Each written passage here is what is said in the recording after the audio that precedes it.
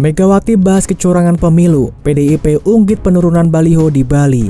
Rekayasa hukum tidak boleh terjadi lagi. Hukum harus menjadi alat yang menghadirkan kebenaran. Hukum harus menjadi alat mewujudkan keadilan. Hukum harus menjadi alat mengayomi seluruh bangsa dan negara Indonesia. Dengan keadilan inilah kemakmuran pasti akan bisa diwujudkan. Karena itulah terus genggam erat semangat reformasi itu.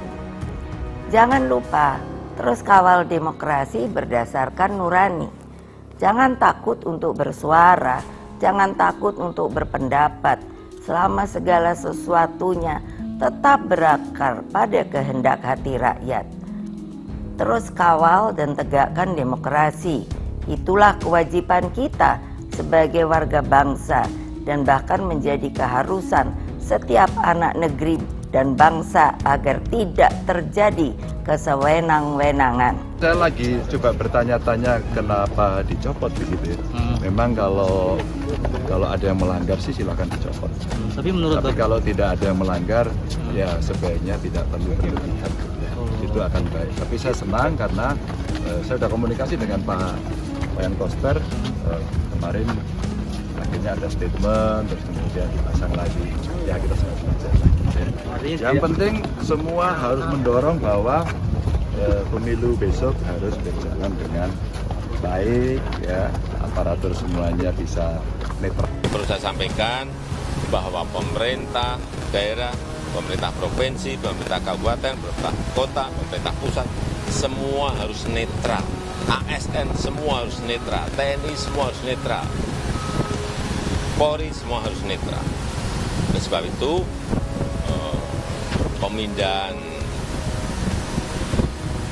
beberapa atribut partai-partai itu mestinya pemerintah, kabupaten dan kota, serta provinsi minta izin kepada pengurus partai di daerah. Berkomunikasi dengan pengurus partai di daerah.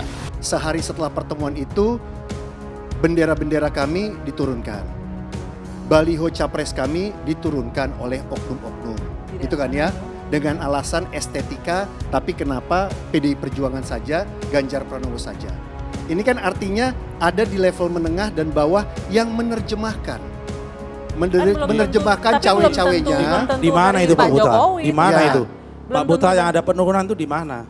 Pak Nusron kalau benderanya tidak diturunkan. Enggak, benderanya di mana itu?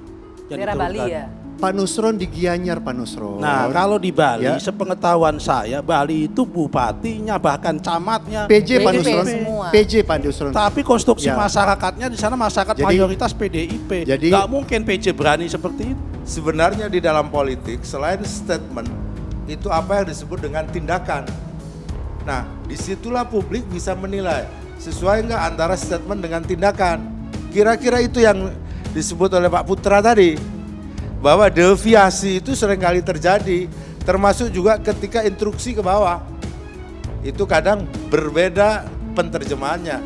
Namun publik melihat tindakannya dibanding dengan statementnya.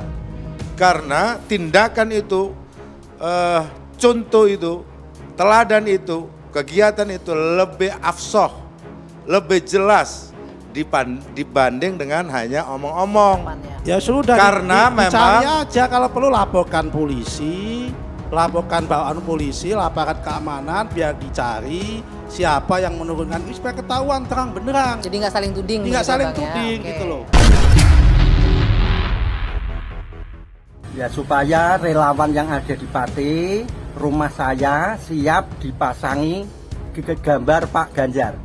Kami sebenarnya ini Mas gelisah melihat baliho-baliho orang yang kita sayangi, Pak Ganjar Pranowo di beberapa daerah itu dicabuti sama pihak-pihak yang kita belum tahu lah ya. Pada prinsipnya kami dari warga Desa Kertomil sudah sepakat berharap bahwasanya desa kami akan dipasangi baliho-baliho Pak Ganjar itu di rumah kami, dan kami siap menjaga baliho tersebut 24 jam.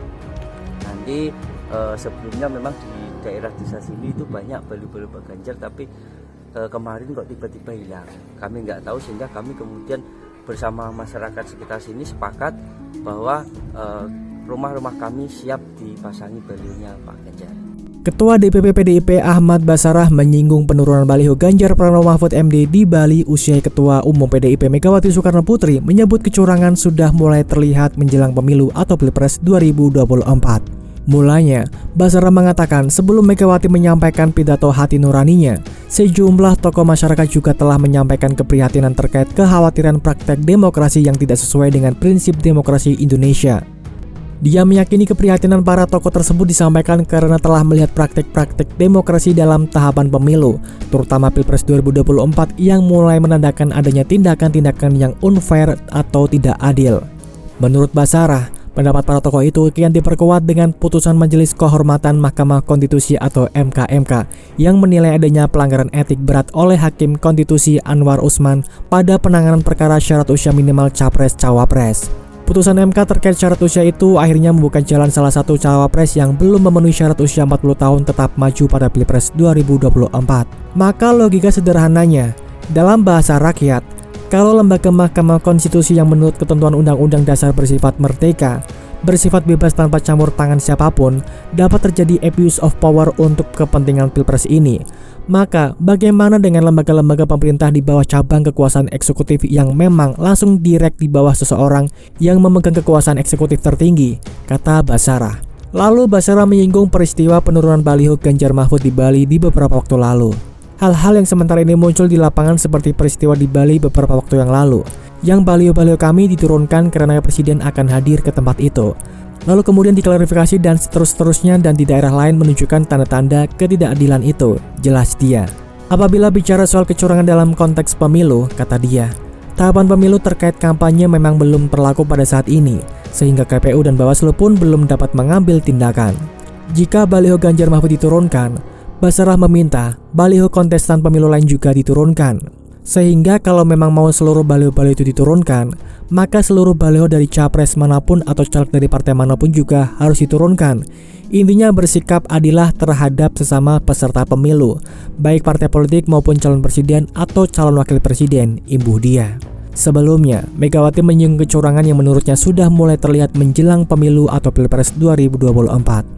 Jangan biarkan kecurangan pemilu yang akhir ini terlibat sudah mulai akan terjadi lagi, kata Megawati dalam pidatonya. Megawati juga mengingatkan agar rakyat menggunakan hak pilih dengan tuntutan hati nurani di Pilpres 2024. Diberitakan sebelumnya, sejumlah elit PDIP merespon pencopotan baliho Ganjar Mahfud serta bendera partai saat kunjungan Presiden Joko Widodo di Bali pada Selasa 30 Oktober lalu. Sekjen PDIP Hasto Kristianto menyinggung politik diskriminasi dalam kasus tersebut.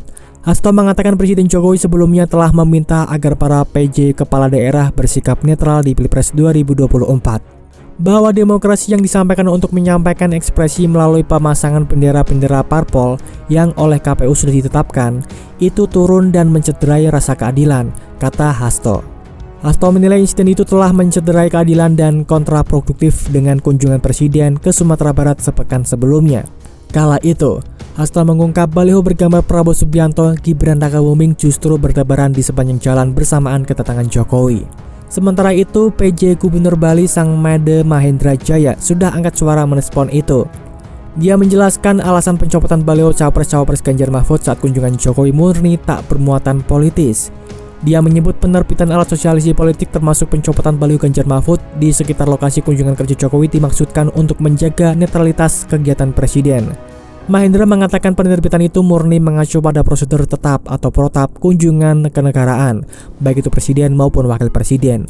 Salah satu kegiatan yang dilakukan oleh Bapak Presiden di Gianyar adalah penyerahan bantuan paket sembako kepada masyarakat. Hal ini merupakan implementasi kebijakan pemerintah dalam pengendalian inflasi. Sehingga pemberian alat sosialisasi politik itu penting agar acara yang dilaksanakan tak bernuansa politik, kata Mahendra.